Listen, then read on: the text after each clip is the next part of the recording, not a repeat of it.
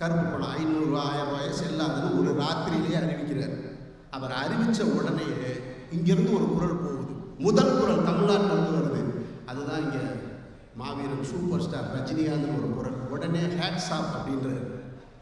பார்த்துக்கங்க, இந்த நாட்டில் எத்தனை அக்கிரமங்கள் நடந்திருக்கும் போது எதற்குமே வாய் திறக்காத ரஜினிகாந்த் இதுக்கு மட்டும் வாய் திறக்க வேண்டிய அவசியம் என்ன இருக்கிறதுனா, அது நீண்ட கால கள்ள நட்பு. நீண்ட கால கள்ள நட்பு. புதிய இந்தியா பிறந்துருச்சுன்னு சொன்னார். புதிய இந்தியா பிறந்துருச்சுன்னு சொன்ன ரஜினி அவர்களே, உங்கள் பழைய இந்தியாவில் கபாலின்னு ஒரு படம் ரிலீஸ் ஆச்சு. அதுக்கு டிக்கெட் என்ன ரேட்டுன்னு உங்களுக்கு தெரியுமா? அரசு நிர்ணயித்த விலையில் டிக்கெட் விற்றீங்களா நீங்கள்? உங்கள் சம்பளம் என்ன? மொத்த அந்த படத்தின் வியாபாரம் என்ன? அத்தனையும் கணக்கில் வந்திருக்குன்னு யாரால் காட்ட முடியுமா? அப்போ கருப்பு பணத்தோட அளவு என்னங்க? எதை வச்சு முடிவு பண்ணுங்க? 150 ரூபா டிக்கெட்டை 2000 ரூபாய்க்கு விற்று சம்பாதிக்கக்கூடிய ரஜினி கருப்பு பணத்துக்கு அவர் ஒழிக்கிறார், உடனே ஆதரவு கொடுக்கிறாருன்னு சொன்னார். என்ன அநியாயம்! எப்பெல்லாம் பாரதிய ஜனதா ஆட்சி அமைக்கப்படுதோ இந்த நாட்டில், அப்பெல்லாம் ஒடுக்கப்பட்ட சமுதாயத்துக்கும் பிற்படுத்தப்பட்ட சமுதாயத்துக்கும் இந்த சிறுபான்மையினருக்கு ஒரு அச்சம் இருந்துக்கிட்டே இருக்கு. காரணம் என்ன அப்படின்னு சொன்னால், அவர்களுடைய கோர முகம், அந்த ஆர்எஸ்எஸ் உடைய கோர முகம் இருக்கு பார்த்தீங்களா, அது எப்பொழுதுமே ரொம்ப தாண்டவப்படும். கிட்டத்தட்ட 1800களில் பிரிட்டிஷ் ஆட்சியிலிருந்து ஒரு 150 ஆண்டு காலம் இந்த மண்ணை மீட்டெடுக்க எல்லாமாக போராடி உயிர் நீத்து சொத்தை கொடுத்து வீட்டை இழந்து சகோதர சகோதரி இழந்து அண்ணன் தம்பியை இழந்து அப்படியெல்லாம் மீட்டு இந்த சுதந்திரத்தை மீட்டு எடுத்தவங்க இந்த பிற்படுத்தப்பட்ட சமுதாய மக்களும் சிறுபான்மையின மக்களும் தான். இதில் ஆர்எஸ்எஸ்க்கு ஒரு பங்கு கூட கிடையாது, துளி கூட பங்கு இல்லை. அவர்கள் எப்படி உருவானாங்க அப்படின்னு சொன்னால், ஆர்எஸ்எஸ் பிறந்ததே கருவின் குற்றம் தான். ஒரு கருவின் குற்றம் எப்படின்னா, அதுதான் ஆர்எஸ்எஸ். சுதந்திரம் பெற்ற இந்தியாவில் முதல்ல காந்தியை கொண்டு தங்களை அடையாளப்படுத்திட்டாங்க. அப்படி ஒரு கோர முகத்தை வச்சிருக்கிறதுனால இவங்கனால எப்பொழுதுமே நமக்கு ஒரு பிரச்சனை இருந்துக்கிட்டே இருக்கும் அப்படின்ற ஒரு அச்சம், ஒரு சின்ன தயக்கம் இந்த சமூகத்திட்ட இருக்கும் அப்படின்ற எண்ணம் எனக்கு. ஆனால் என்னை பொறுத்த வரைக்கும் நான் நினைக்கிறது என்னென்னா, இந்த மேடையில் நான் பேசக்கூடிய கருத்துக்கள் அனைத்துமே என்னுடைய கருத்துக்கள் தான். இங்கே அமர்ந்திருக்கக்கூடிய தலைவர்களுடைய கருத்துக்கள் கிடையாது. நான் என்ன நினைக்கிறேன்னா, இந்த ஆர்எஸ்எஸ்ஸை சரியான முறையில் நாம் எல்லாம் எதிர்கொள்ளவில்லையோ என்ற பார்வை தான் எனக்கு இருக்கே தவிர, ஆர்எஸ்எஸ் அங்கிருந்து பயந்து ஓட வேண்டிய அவசியம் கிடையாது. பயந்து ஓட வேண்டிய அவசியம் இல்லை. அவர்கள் எல்லாம் என்ன சாப்பிடுவாங்கன்னு உங்களுக்கு தெரியும். சாம்பாரை சாப்பிட்டு நெய்யை ஊற்றி சாப்பிட்டு படுத்துட்டு போகிறவங்க. அவங்களெல்லாம் இந்த சிறுத்தைகள் எதிர்க்கணும்னு நினைச்சா, இந்த சிறுபான்மையின மக்கள் எதிர்க்கணும்னு நினைச்சா யாரும் இருக்க முடியாது. ஆனால் களத்தில் எதிர்கொள்ள வேண்டிய வழி அது வரலன்னு நான் நினைக்கிறேன். அப்படி எதிர்கொள்ள வேண்டியது இல்லை. அவர்கள் நம்மளை எப்படி சூழ்ச்சியால் வெல்லணும்னு நினைக்கிறாங்களோ அதை விட சூழ்ச்சியால் வெல்லணும்னு நான் நினைக்கிறேன். அப்படித்தான் அவர்கள் இந்த ராமர் கோயில் அப்படின்ற ஒரு விஷயத்தை எடுத்துகிட்டு வந்து, இந்த ராமர் கோயிலை கட்டிட்டா இந்த நாடு சுபிச்சமாயிரும் அப்படின்னு சொல்லி இந்த நாடு முழுவதும் இருக்க மக்கள்கிட்ட ராமர் கோயிலை எடுத்துக்கொண்டு போய் சேர்த்தாங்க. அன்றைக்கு இருக்கக்கூடிய இந்தியா முழுவதும் இருக்கக்கூடிய இஸ்லாமிய சகோதரர்கள் ஒரு சரியான பார்வை பார்த்திருந்தாங்கன்னு சொன்னால், இந்த கேடுகட்ட ஆட்சி இன்றைக்கு மத்தியில் அமர்ந்திருக்கவே வாய்ப்பே கிடையாது.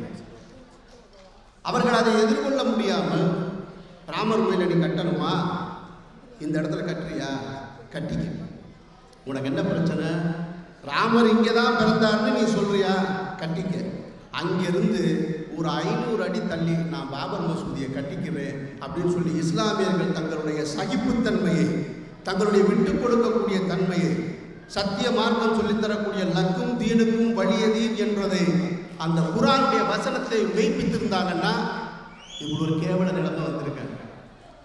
அவர்களோட நாம் மண்ணுக்கிட்டோம், சரிக்கு சரி சண்டை போட்டோம். சண்டை போட்டதுனால தான் அவர்கள் தேர்ந்தெடுத்த ஆயுதம் இது. இப்போ இங்கே முன்ன பேசுனவங்கலாம் சொன்னாங்க, இந்த நாடு முழுவதும் சிறுபான்மை சமூகமும் ஒடுக்கப்பட்ட சமூகமும் எப்பொழுதுமே ஒன்றோடு ஒன்று பின்னி பிணைஞ்சிருக்கு. அவங்க அதை தான் அந்த ஆயுதத்தை கையில் எடுத்தாங்க.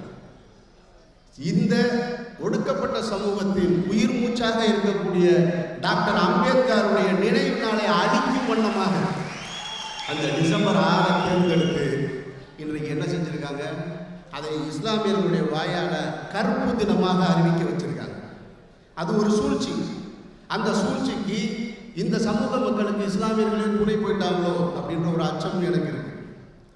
அதை விட்டுட்டு நீ கட்டிக்கடா, நீ தாராளமாக கட்டிக்க அப்படின்னு சொல்லிட்டு அங்கேருந்து ஒரு 50 அடி தள்ளி 500 அடி தள்ளி இன்னும் தூரமாக பாபர் மசூதியை கட்டியிருந்தோம்னு சொன்னால் அந்த பாபர் மசூதியில் ஒலிக்கக்கூடிய அந்த பாங்கு ஓசை எப்பொழுது பார்த்தாலும் ராமர் கோயிலுக்கு யாரெல்லாம் போகிறானோ அவனுக்கு பூரா கேட்டுக்கிட்டே இருந்தது. சமுதாயம் பின்னால் சொல்லும், இது எங்களுடைய இடம், அவங்க கொடுத்தது, இந்த சகோதரர்கள் கொடுத்தது. அப்போ கொடுக்க மறுத்ததன் காரணத்தினால என்ன ஆயிடுச்சு, இன்றைக்கு கிட்டத்தட்ட 24 ஆண்டுகளாக டிசம்பர் 6 வந்துட்டாலே இந்த நாடு முழுவதும் கலவரம் வெடிப்பது போல, குண்டுகள் வெடிப்பது போல, வேற ஏதோ தீவிரவாத செயல்கள் நடப்பது போல, ரயில் நிலையங்களில், பஸ் நிலையங்களில், விமான நிலையங்களில் எல்லாமே சோதனை போட்டு அந்த மாபெரும் தலைவன் அம்பேத்கருடைய நினைவு மறக்கடிக்கப்பட்டது. அந்த சூழ்ச்சிக்கு நாம் துணை போயிட்டோமோ அப்படின்னு தோணும். அதையே வேறு மாதிரி சிந்திச்சிருந்தோம்னு வச்சுங்க, அதே வேறு பார்வையில் பார்த்துருந்தா, நீ இடிச்சியா பாபர் மசூதியை 92 இடிச்ச, இன்னைக்கு 2016. இந்த 24 வருஷத்துல இந்தியா முழுவதும் கட்டப்பட்ட புதிய அனைத்து பள்ளி வாயில்களுக்கும் பாபர் மசூதி என்று பெயரிட்டிருந்தீங்கன்னு சொன்னா நிச்சயமாக தோற்று போகும். வரலாறு நாளைக்கு சொல்லும், எப்படி இத்தனை ஆண்டு காலம் ஒரே ஒரு பெயர்ல இவ்வளவு பள்ளி இங்க இருந்திருக்கு. அதுக்கு காரணம் இந்த பாசிச கும்பல் ஒரு பள்ளியை இடிச்சிச்சு. அதனால ஒட்டுமொத்த இந்தியாவில் இருக்கக்கூடிய அதற்கு பின்னால் உருவான அனைத்து பள்ளி வாயில்களுக்கும் இப்படி ஒரு பெயர் வர காரணமாக இருந்துச்சு.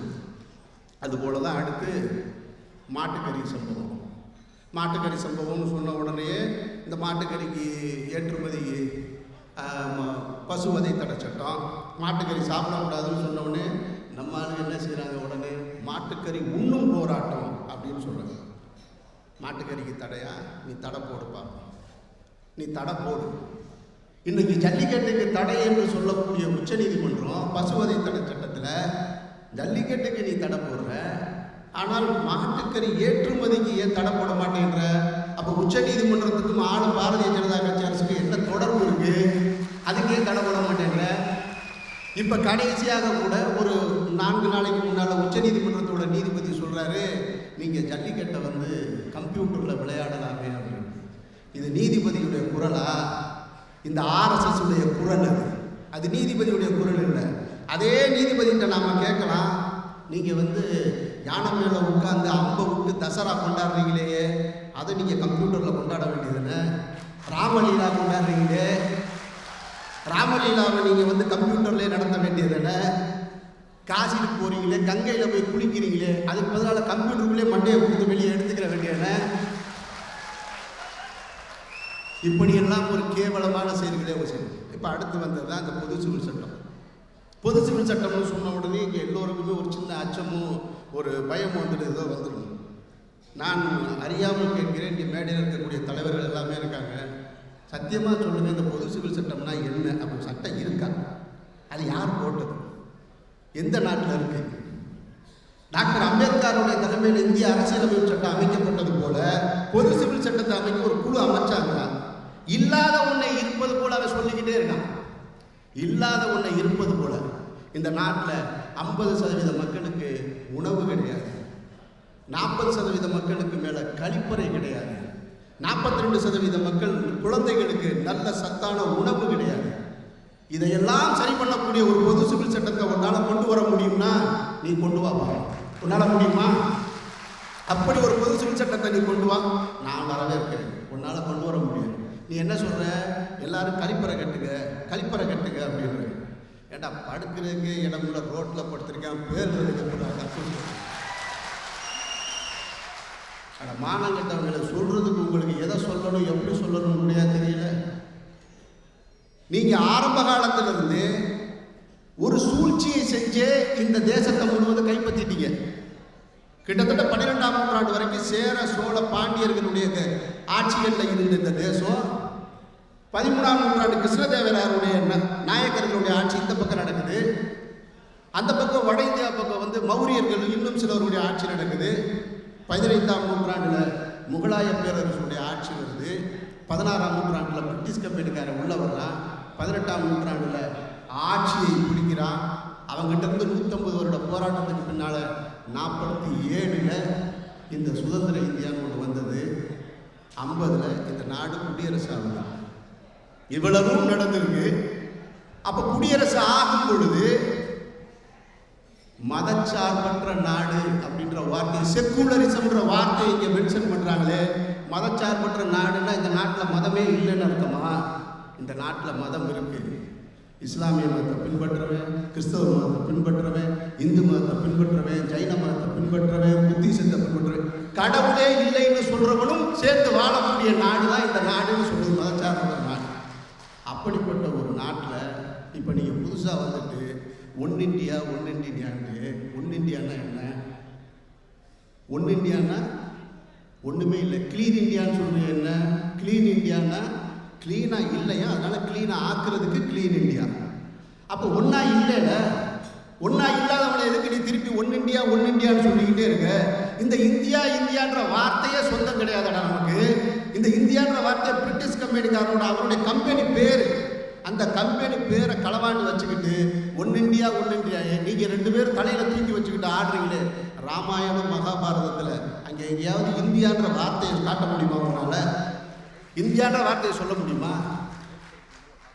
அப்படிப்பட்ட ஒரு கொடூர செயலை செய்யக்கூடியவர்கள் தான் இந்த RSS உடைய கும்பல். மேக் இன் இந்தியா சொல்றாங்க. மேக் இன் இந்தியான்னு சொல்லக்கூடிய உன்னால ஏன் மேட் இன் இந்தியான்னு சொல்ல முடியல? தனியார் வயத்துக்கு எல்லாத்தையும் தாரவாத்து கொடுத்துட்டேன். உலகமயமாக்கல், தாராளமயமாக்கல்னு சொல்லி பணக்காரனுக்கு எல்லாத்தையும் நீ எழுதி கொடுத்துட்டு அவர் ஒரு ஏஜெண்டா தாங்க இன்னைக்கு செயல்பட்டுக்கிட்டு இருக்காரு. இன்றைக்கு இருக்கக்கூடிய பிரதமர் ஒரு ஏஜென்ட். அவருக்கு நாம கொடுத்துருக்க பெயர் தான் பிரதமரை தவிர அவர் ஒரு ஏஜென்ட், பிரைவேட் கார்பரேட் கம்பெனிகளுடைய ஏஜென்ட். அவங்க தான் இப்போ முத்தலாக்கு சிஸ்டத்தை எடுத்துகிட்டு வந்து இது வந்து இந்த ஷயராபான் வழக்கை வச்சுக்கிட்டு ரொம்ப வருத்தப்படுறாங்க. உச்ச நீதிமன்றமும் இந்த பாரதிய ஜனதா கட்சி அரசும் 2 சேர்ந்து ஒரு இஸ்லாமிய பெண்ணுக்கு நடந்த அநீதியை எடுத்து ரொம்ப அவங்க வருத்தப்படுறாங்க, வேதனைப்படுறாங்க. தானாகவே முன் வந்து உச்ச நீதிமன்ற நீதிபதிகள் 2 பேர், அந்த 2 பேருமே RSS சிந்தனை உடையவர்கள். அந்த 2 பேர்த்துல ஒருத்தர் என்ன சொல்றாரு? குஜராத் மாநாட்டில் மேடையில் அவர் பேசும்போது சொல்றாரு, நான் இந்தியாவோட டிக்டேட்டராக இருந்திருந்தால் இந்த நாட்டில் பாடத்திட்டத்தில் பகவத்கீதையை கட்டாய பாடமாக்கியிருப்பேன்னு சொல்றாரு. அப்படி சொல்ற ஒரு ஜட்ஜு, அந்த 2 ஜட்ஜும் சேர்ந்து தான் இந்த ஏற்பாடு பண்றாங்க. உடனே இவங்க இந்த இஸ்லாமிய பெண்ணுக்கு மத நம்பிக்கையின் அடிப்படையில் பெண்களுக்கு இழைக்கப்பட்ட கொடுமையை தாங்க முடியாதுன்னு பிரதமர் சொல்றாரு. யசோதா பெண்ணுன்னு ஒரு பெண் இருக்கு, அது தெரியுமா மோடி உங்களுக்கு? நீங்க சயாராபாடு பெண்ணை பத்தி கவலைப்படுறீங்களே, யசோதா பெண்ணுன்னு ஒரு பெண்ணு 50 ஆண்டு காலமா ஒழிச்சு வச்சிருந்தீங்களே, கருப்பு படத்தை கண்டுபிடிக்கிறேன்னு சொன்னீங்களே, உங்க கருப்பு வாழ்க்கையே இப்பதான் கொஞ்ச நாளைக்கு முன்னாடி தெரிஞ்சிச்சு. அந்த பொண்ணை முதல்ல நீங்க கூட்டிட்டு வந்து வீட்டில் வாழ வைக்க வழி இல்லாம நீங்க சயாராபானுக்காக வர்றீங்க. குஜராத்தில் கொல்லப்பட்ட பெண்கள் எத்தனை பேர், முசாஃபர் நகரில் கொல்லப்பட்ட பெண்கள் எத்தனை பேர், காஷ்மீர்லையும் நாகாலாந்துலையும் மணிப்பூர்லையும் வெள்ளட் குண்டுகளால் அடித்து கொல்லப்பட்ட பெண்கள் எத்தனை பேர்? இவ்வளவு பெண்களுக்கும் அநீதி இழைச்சிட்டு நீங்கள் வந்து பெண் உரிமையை பற்றி பேசுகிறீங்க. இது எல்லாமே திட்டமிட்ட ஒரு அயோக்கியத்தனம்.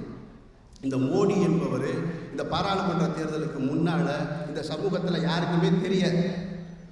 செங்கல்பட்டு தானா கூட தெரியாது. ஏன் சென்னையில் இருக்கவனுக்கு பாதி பேர் கேட்டால் தெரியாது. அவர் எப்படி வந்தார்? ஒரு 2000 கோடி ரூபாய் முதலீடு, 2000 கோடி ரூபாய் முதலீடும் அம்பானி அதானியோட ஆதரவோடையும் இந்தியா முழுக்க இருக்கக்கூடிய ஊடகங்களுடைய ஆதரவோடையும் இந்த சமூகத்துக்கு வழியே திணிக்கப்பட்ட ஒரு பிராண்டு தான் மோடி என்பவர். இந்த மாநிலம் வாரியாக நீங்கள் பார்த்தீங்கன்னா நம்ம வீட்டில் சோப்பு விளம்பரம் வரும், சீப்பு விளம்பரம் வரும், முகச்சாயம் பூசின பவுடர் விளம்பரம் வரும், டாய்லெட் கிளீனர் விளம்பரம் வரும் இல்லையா? அப்படி விளம்பரப்படுத்தி இந்த தேசத்தில் பிரதமராக்கப்பட்டவர் மோடி. அவர் தான் மாநில வாரியாக இங்கே வர்றாரு. ரஜினிகாந்த் வீட்டுக்கு வந்து டீ சாப்பிடணுன்றாரு, அங்கே போகிறாரு, பவன் கல்யாணம் பார்க்குறாரு. இப்படி ஒவ்வொருத்தரையாக பார்த்து தான் இந்த தேசத்துக்கு வந்தார். அவர் தான் இப்போ இந்த பிரதமரானார். பிரதமரான உடனே பாராளுமன்றத்தை போய் முத்தமிடுறாரு. அவர் முத்தமிடும் பொழுதே தெரியும் இந்த நாட்டில் அவர் ரத்த ஆற ஓட வைக்கிறதுக்கு எல்லா வகையான திட்டங்களையும் தீட்டிட்டார். அவர் இப்போ தான் தோல்வி அடைஞ்ச தன்னுடைய தோல்வியை ஒப்புக்கொள்ள வழி இல்லாமல் தான் கருப்பு பணத்தை எடுத்துட்டு வந்திருக்கார். இதையெல்லாம் தாண்டி இன்றைக்கு இருக்கக்கூடிய ஊடகங்கள், மோடி என்று ஒரு பெரிய மாயாஜால வித்தக்காரரு, அவர் பிரமாதமாக எல்லாமே பண்ணிடுவார், அவருடைய சிந்தனை எல்லாமே தொலைநோக்கு பார்வையோடு உள்ளது அப்படின்னு சொல்லி இந்த தந்தி டிவியில் பாண்டே இருக்காரு. அவர் பண்ணுற கூத்து தாங்க முடியல. அவர் சமீபத்தில் நடந்த மக்கள் மன்றத்தில் கூட கோவிக்கிறார். அவர் நடுவராக இல்லை, தன்னை ஒரு RSS சித்தாந்தவாதியாக காட்டிக் கொள்வதற்காக போராடுகிறார். தினமணியில் குருமூர்த்தி என்கிற ஒரு கட்டுரையாளர் எழுதுகிறாரு, சிறுபான்மையினர்கள் எல்லோருமே நீங்கள் அனைவரும் தேசிய நீரோட்டத்தில் கலந்துடணும்னு சொல்கிறாங்க. ஏன்னா நாடு முழுவதும் காவிரி நீர் இந்த பக்கம் வரலை, இந்த நீரோட்டத்தை நீங்கள் முதல்ல சரியாக போகிற வழி இல்லை, எங்களை விட தேசிய நீரோட்டத்தில் போய் கலக்க சொல்கிறீங்க. இப்படி திட்டமிட்டு இவர்கள் தொடர்ச்சியாக இந்த நாட்டையும் இந்த நாட்டில் இருக்கக்கூடிய சிறுபான்மை பிற்படுத்தப்பட்ட சமூக மக்களையும் அவர்கள் சேரவிடாமல் ஜாதி கலவரங்கள், வகுப்பு கலவரங்கள் இதையெல்லாம் தூண்டி அவங்க செய்ய நினைக்கிறது என்ன? நான் கடைசியாக கேட்க நினைக்கிறேன், அவர்கள் இதை இந்து நாடுன்னு அறிவிக்கணும்னு நினைக்கிறாங்களா? ஒருவேளை இந்து நாடுன்னு நீங்கள் அறிவிக்கணும்னு நினைச்சா, மோடியின் வாயால் அதை சொல்ல வைக்கணும்னு நினைச்சா உங்களால் முடியும்னா தயவு செஞ்சு பாருங்க, அதை செய்யுங்க. நீங்கள் செஞ்சீங்கன்னாக்கா கர்நாடகாவில் இருக்கிற இந்து தமிழ்நாட்டில் இருக்கிற இந்துக்கு தண்ணி கொடுப்பான், கேரளாவில் இருக்கிற இந்து தமிழ்நாட்டில் இருக்கிற தண்ணி கொடுப்பான், ராமேஸ்வரத்தில் மீன் பிடிக்க போகிற இந்து இனிமேல் தமிழக மீனவர்கள் சொல்லாமல் நீங்கள் இந்தியாவில் இருக்கக்கூடிய இந்து மீனவர்களை சிங்கள படையினர் காத்தோன்னு நீங்கள் சொல்லுங்கள். இப்படி ஒரு இந்து நாட்டை உங்களால் அறிவிக்க முடியும்னு சொன்னால், அப்படிப்பட்ட ஒரு புனிதமான இந்து நாட்டில் நான் என்னுடைய இஸ்லாமிய கொள்கைகளை வாங்கி தாங்கி வாழக்கூடியவனாக வாழ நான் தயாராக இருக்கேன். எனக்கு எந்த அச்சமும் கிடையாது. ராமர் கோயில் வர்றதுனால எனக்கு எந்த அச்சமும் கிடையாது. இந்த நாட்டில் பல லட்சம் கோயில் இருக்கு, வீதிக்கு ஒரு கோயில் இருக்கு, வீட்டு வாசல்ல இருக்கு. இத்தனை கோயில்களுக்கு நடுவுலையும் இஸ்லாமிய நான் வாழ்ந்துகிட்டு இருக்கிறேன்னா, ஒரே ஒரு ராமர் கோயில் எக்ஸ்ட்ரா வந்துட்டா நான் வாழ மாட்டேன்னா சந்தோஷமா வாழ்ந்துட்டு இருக்கிறேன். எனக்கு என்ன வந்துச்சு? மேடையில் இருக்கக்கூடிய என்னுடைய மரியாதைக்குரிய தலைவர்கள்கிட்ட கடைசியாக நான் ஒன்று கேட்டுக்கிறேன். இப்பொழுது ஏற்பட்டிருக்கக்கூடிய இந்த கூட்டணி இருக்கு பார்த்தீங்களா, இதை வெறுமன தேர்தல் கூட்டணியாக மட்டும் வச்சுறாரு. உங்களை அன்போடு நான் கேட்டுக்கிறது, இது கொள்கை கூட்டணியாக கடைசி வரைக்கும் இந்த சமூகத்தில் வச்சிருக்கு. தேர்தலுக்காக கூடுவதும் பின்னே விலகுவதும் அப்படி ஒரு செயலை தயவு செஞ்சு செய்யாது. என்னுடைய மரியாதைக்குரிய இஸ்லாமிய அரசியல் கட்சி தலைவர்களுக்கும் இஸ்லாமிய இயக்கங்களை சார்ந்த தலைவர்களுக்கும் ஒன்று நான் கேட்கிறேன். நாளை மறுமையில் இறைவன் முன்னால் நாம் போய் நிற்கக்கூடிய சூழல் வரும் பொழுது, இறைவன்கிட்ட நீ என்ன எடுத்துட்டு வந்த அப்படின்னு நான் கேட்கும் பொழுது, என்னுடைய கட்சியின் பெயரை தாங்கி எடுத்துட்டு வந்தேன், என்னுடைய இயக்கத்தின் பெயரை நான் எடுத்துட்டு வந்தேன் அப்படின்னு கொண்டு போய் நிற்கும் பொழுது, நவம்பர் 9 எப்படி 500 ரூபா தாள் 1000 ரூபா தாள் செல்லாதுன்னு சொன்னானோ அதுபோல வல்ல இறைவன் செல்லாதுன்னு சொல்லிட்டா நாம் என்ன செய்வோம்? எந்த பேங்கில் போய் மாற்ற முடியும்? எந்த பேங்கையும் மாற்ற முடியாது. ஆனால் நம்ம அமல்களை, இந்த தீய சக்திகளை நாம் அதை ஒடுக்கிறதுக்கு ஒருங்கிணைந்த செயல்படக்கூடியவர்களாக நம்ம வாழணும். இறுதியாக ஒரு 2 நிமிஷத்தில் ஒன்றும் ஷானவாஸ் பதற வேணாம். மக்களாட்சி ஆக்சுவல் நான் 1/2 மணி நேரத்துக்கு பேசணும்னு வந்தேன். நாகரிகம் கருதி இதோட முடிச்சுக்கிறது. நான் மக்களால் தேர்ந்தெடுக்கப்படுறதுக்கு பேர் தான் மக்களாட்சி. ஆனால் இங்கே பிரதமர் மோடி அவர்கள் மக்களால் தேர்ந்தெடுக்கப்பட்டிருக்கார், ஆனால் மக்களாட்சி நடத்தலை. அவர் ஒரு சர்வாதிகார ஆட்சியை தான் நடத்திக்கிட்டு இருக்கார்.